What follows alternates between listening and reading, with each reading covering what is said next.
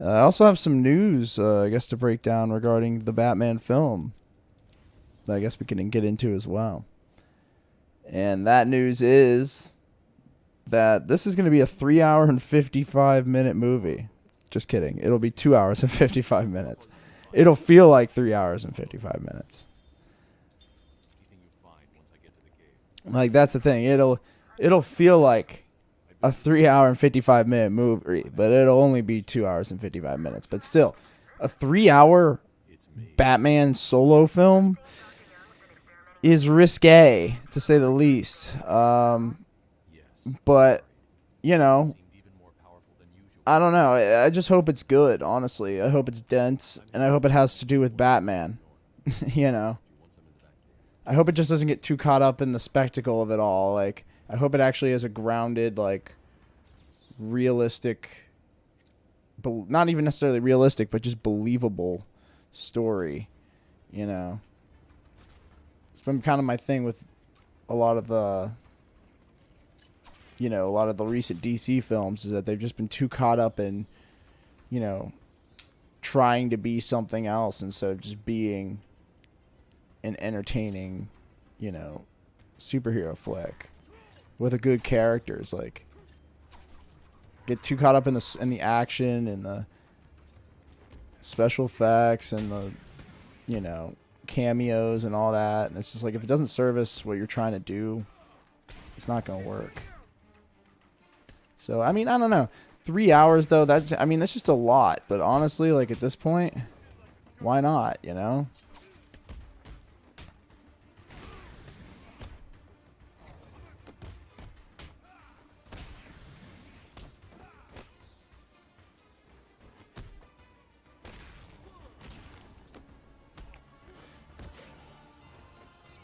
But I think, you know,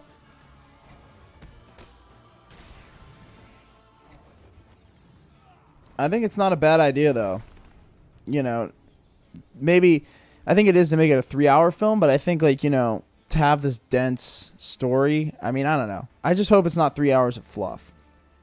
I'm trying to, like, convince myself that it's a good idea, but I just don't know if it is, to be completely honest. It's just, you know, when you make those long films, I mean, even like Avengers Endgame, that was a 3 hour film, and like that one was earned because that movie had 20 films, you know, to supplement what it was trying to do. This, you know, this is one film, and if it sucks, nobody's going to want to spend 3 hours to watch it again. Like, it's hard for me to even want to spend 3 hours watching Endgame again. I've only seen it like 2 or 3 times. Like, you know, it's just, it's a slippery slope, but I mean, it must mean that they have a lot of confidence in this film. So, I mean, I don't know. From what we've heard, I mean, I've read some things saying, and it's all just gossip. Maybe it's all nothing. Maybe it's all fake news. But I've been hearing like a lot that there was a lot of problems with this film in early screenings, and that they were like, yeah, this is not what we were looking for. And they had to do, I know they did some work on, I don't know how extensive the reshoots were on this. I don't think they were too bad, which gives me hope. And the fact that they're making this film this long means that they must have some confidence in it. So, I mean, maybe there's something here. Maybe all those are just rumors and it's all smoke and mirrors. But, you know, as far as another Batman reboot goes, I'm not that excited. But I do like the suit. But another Batman reboot, it's like, we're really going down this path again?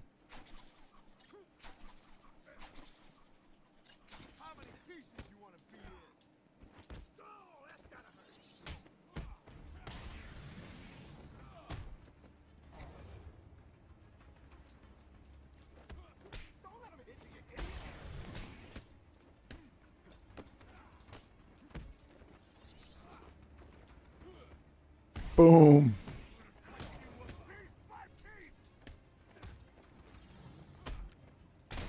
I like that cape move to stun him a little bit. Boom, and then rock him with that. Action's so awesome in this game.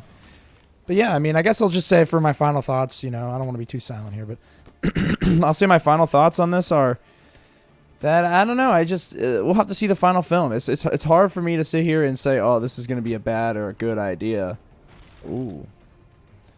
You know, it's just, you know, it's up to these studios. And honestly, like with Batman, people are going to go see this film, but 3 hours is asking a lot. And it better be exciting and dense and personal and hard hitting and make sense for all the characters involved to be there.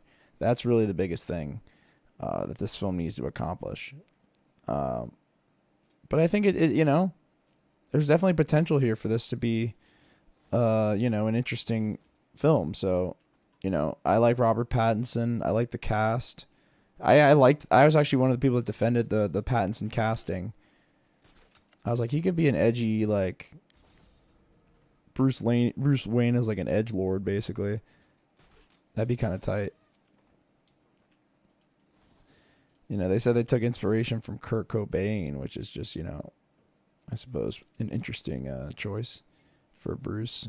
You know, a hardened, you know, but I hope it just doesn't get into like the, oh, I'm like so guilty because I'm rich kind of thing. Like, I feel like this film could go into, like, for sure, like the, oh, like, I feel like I'm so evil because I'm rich, and it's like, we don't need to see that with Bruce Wayne. We've seen that narrative play out in a lot of other films. Much better than it would be done here. Can you hear that, detective? It's the sound of me clapping at your success. Oh, you can't? That's because an idiot would have found that trophy. Well, how come he didn't? How come an idiot didn't find it?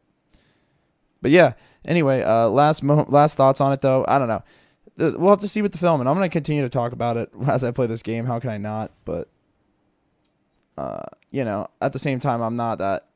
I mean, I'm excited to see it. I'm interested to see what they do, but in terms of, like, clamoring for another Batman reboot, not really on the highest priority on my list in terms of, like, films that I'm looking forward to or films that need to be made.